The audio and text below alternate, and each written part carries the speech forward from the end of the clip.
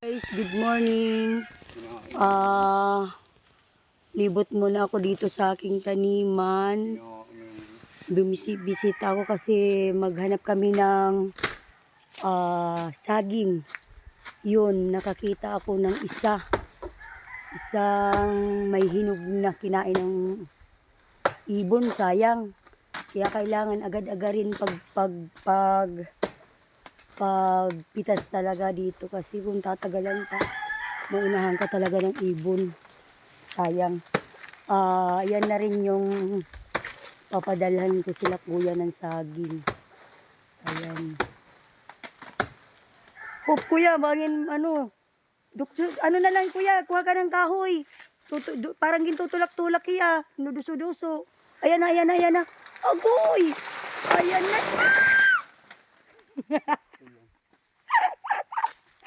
Ayan, malalaki. Manadaranira yan. Ayan, yung bunga. Huwag mo lang muna apitas. Yan, dakal. Laki ng bulig. Yan, dito pa yan. Yung isa. Sige. Yan. Sunod na araw, lilibot ako pag di na ako busy. Ipipesto. Lalagay ko sa mga puno yung dahon. Pang fertilize, sabi nung taga-DE. Okay lang naman daw ilagay sa puno. Sabi ng mga sabi-sabi naman, bawal daw kasi maasid daw yung hanayan, yung katawan ng saging. Pero sabi ng DE, okay lang daw. Ayun, nakakuha kami. Ang laki ng bulig. Tapos, ito pa yung isa. Next naming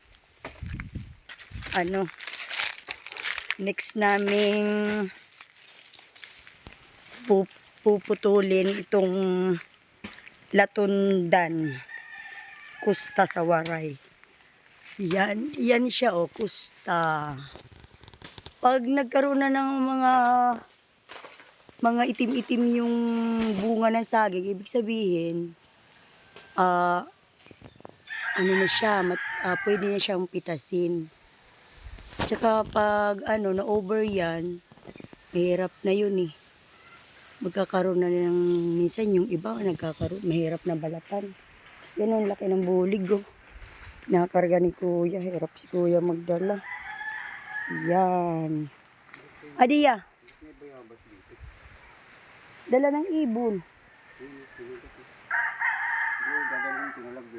Oo, nabitawan na ito niya. Adi pa. Pangalawang puno. Hop, tama na yan.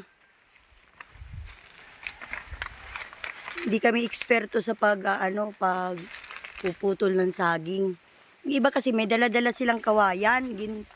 Tinutusok-tusok nila yung Yan, dahan-dahan para hindi siya kasi pag pambinta bawal siya maburok, mabagsak.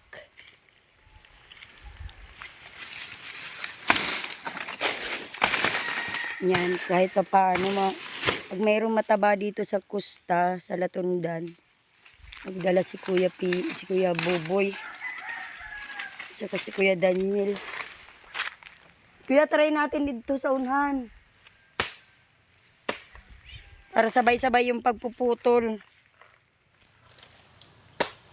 Ay, matanda na pa. Mayroon? Oh. Kuya, mayroon. Na talaga pala siya. Yung parang tugas na talaga hiya. Bago lang yung kagat eh. Pero na hiya talaga. Yung mahihinog na ba? Tugas na. Kaya nga ito kita unhan. Ito may figure eh. Kasi yun. Para sabay-sabay yung pag-harvest. Amo man niniging balayan ito. May dagi uringan dida.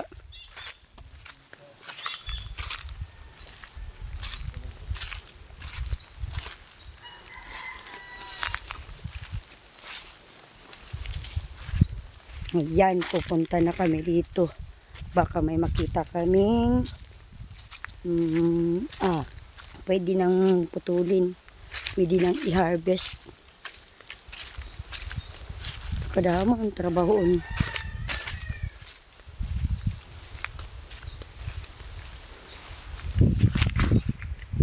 Nalibot kami dito sa sagingan. Okay guys, dito muna tayo.